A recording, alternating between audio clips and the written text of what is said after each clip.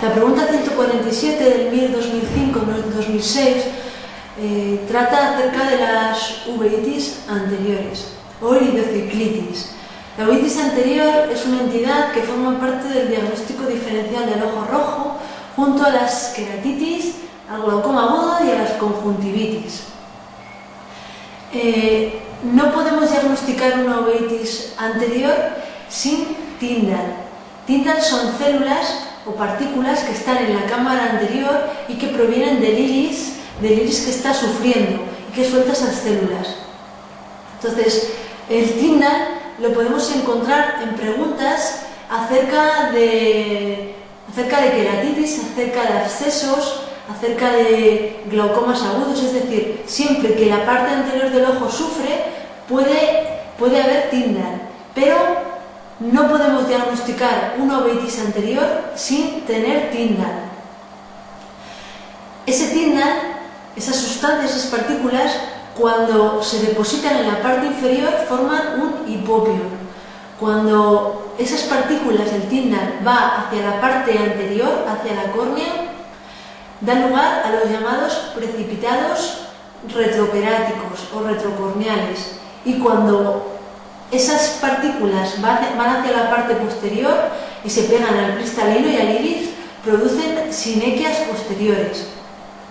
Algo muy importante es saber dónde se depositan estas células, los depósitos de las uveitis anteriores y de las conjuntivitis, porque lo han preguntado en varias ocasiones y solamente hay que saberse la anatomía de la córnea. La córnea tiene varias capas. Empezando desde la parte de fuera, la capa más superficial, a la parte más profunda encontramos primero el epitelio corneal, con su membrana, que es la membrana de Bowman. Luego el estroma. Después tenemos la membrana de Descemet, que pertenece al endotelio corneal. Entonces, la uveitis anterior es una inflamación de la cámara anterior del ojo, por lo cual las partículas se depositan en la capa más profunda, la capa que les queda más cerca, que es el endotelio. Así que los depósitos de las uveitis son retroqueráticos, o lo que es lo mismo, retrocorneales, o sobre la membrana de Descemet. Sin embargo, los infiltrados o depósitos de las conjuntivitis, como la conjuntivitis es una inflamación de la capa más superficial del ojo, de la conjuntiva, los depósitos se encuentran en la capa más superficial de la córnea, que es el epitelio. Así que los infiltrados o depósitos de las conjuntivitis son subepiteliales o sobre la membrana de Bowman. En las uveitis anteriores podemos encontrar la tensión de cualquier manera, es decir, alta porque el Tyndall bloquea el trabéculum normal, o baja porque hay una inflamación de los procesos ciliares y no se sintetiza bien el humor acuoso. ¿Cuál es la etiología de una uveitis anterior? La mayoría son idiopáticas. Si encontramos una causa, suele ser en los adultos espondilitis anquilosante. Por eso siempre hay que hacer una anamnesis completa. También puede ser un BESE. También lo podemos descartar por la anamnesis. Si es un niño, lo primero que hay que descartar es una artritis reumatoide juvenil. La forma que más frecuentemente da uveitis es la forma oligoarticular precoz. La clínica ya la hemos mencionado, son pacientes que acuden a urgencias con ojo rojo doloroso y a veces con alteración de la visión, sobre todo ojo rojo doloroso. Siempre que el ojo duele, la pupila está en miosis. Dijimos que excepto en el glaucoma por cierre pupilar. Entonces en la uveitis anterior el ojo duele mucho, por lo cual se contrae el esfínter del iris y la pupila está en miosis. Se diagnostica principalmente por el Tyndall. ¿Cómo se trata? Como suele ser una forma idiopática, es decir, autoinmune, casi siempre hay una parte autoinmune de base, lo tratamos con corticoides tópicos. Con eso generalmente suele ser suficiente, si no añadimos corticoides orales o inmunosupresores o inmunomoduladores. Siempre que el ojo duele ponemos un midriático, concretamente un cicloplégico, para que la pupila permanezca dilatada y no se formen sinequias posteriores.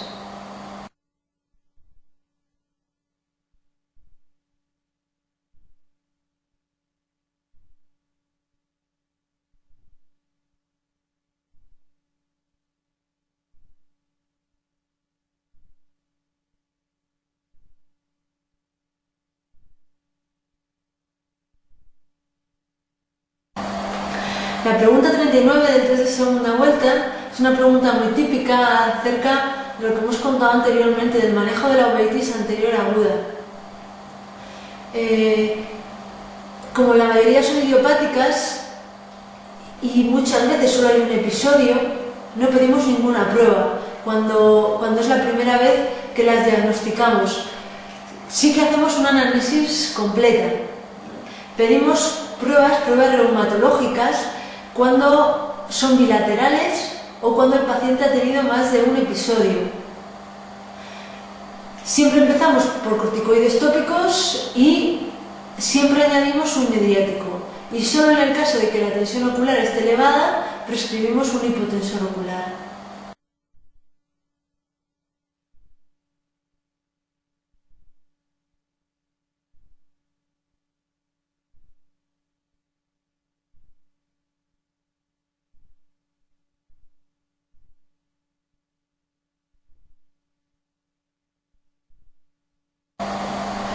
La pregunta 35 del test de segunda vuelta nos habla de una mujer que debuta con pérdida de visión y con vitritis. Estamos ante una uveitis posterior o una coroiditis. Al contrario que las uveitis anteriores, que son diagnóstico diferencial de ojo rojo, las uveitis posteriores son diagnóstico diferencial de pérdida de visión.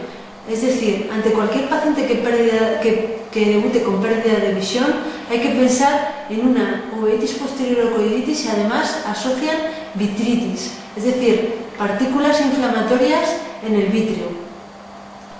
Las causas más frecuentes de uveitis posteriores son, en primer lugar, el toxoplasma. Esto depende bastante del tipo de población que estamos hablando. ¿Cómo sabemos si es un toxoplasma? Es muy típico que en una uveitis posterior por toxoplasma, aparte de la vitritis, en el fondo de ojo veamos la cicatriz típica, que consiste en una lesión amarillenta con los bordes pigmentados. El toxoplasma es una enfermedad, es una infección que suele pasarla la madre al feto durante el embarazo. Muchas veces es silente, pero a veces esta patología, este parásito se reactiva y produce crisis de uveitis posterior. La otras etiologías de uveitis posteriores son idiopáticas, Reiter, tuberculosis, luego lo vamos a ver un poquito más en detalle. Tenemos dos tipos de uveitis posteriores. En primer lugar están las supurativas, que son mucho más agudas, cursan con mucha inflamación. Son uveitis producidas generalmente por traumatismos, por infecciones, las endoftalmitis entran dentro de este grupo. Y después tenemos las no supurativas, que son más frecuentes. Son las uveitis que producen toxoplasma o la tuberculosis, son más lentas y producen a veces gránulos o depósitos en el fondo de ojo. ¿Cómo se tratan? Se tratan, en este caso, es un poco diferente a la uveitis anterior, que se trata generalmente como una enfermedad autoinmune. Aquí, como solemos conocer la causa, en el caso de la escoliditis, lo tratamos según su causa. Es decir, si es un toxoplasma, lo tratamos con sulfadiazina, pirimetamina y solamente añadimos corticoides en el caso de que la visión esté muy afectada o que esté cerca del nervio óptico.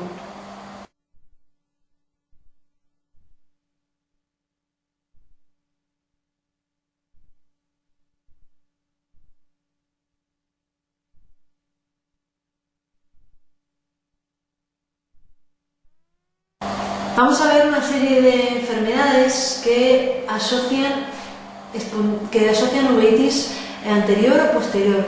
En primer lugar está la espondilitis anquilosante. El 30% de las espondilitis anquilosantes asocian episodios repetidos de uveitis anterior.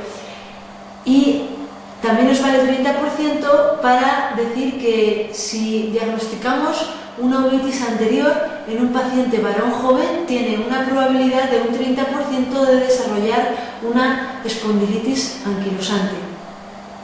La artritis reumatoide juvenil es una patología típica de niños que produce unas uveitis anteriores y posteriores de difícil tratamiento y que produce muchas complicaciones. Hemos dicho que la que más brotes produce es la forma oligoarticular precoz. El síndrome de Reiter. El 20% de los Reiters tienen episodios de uveitis anterior, pero cuidado porque la uveitis no forma parte de la tríada, es la conjuntivitis. Es decir, los Reiter, el 80% de los Reiters tienen conjuntivitis y solamente el 20% uveitis. Otras enfermedades, en este caso infección, un tipo de infección que produce episodios de uveitis anterior y posterior, es la tuberculosis. La tuberculosis produce unas uveitis lentas, no supurativas, en la parte anterior y en la parte posterior del ojo.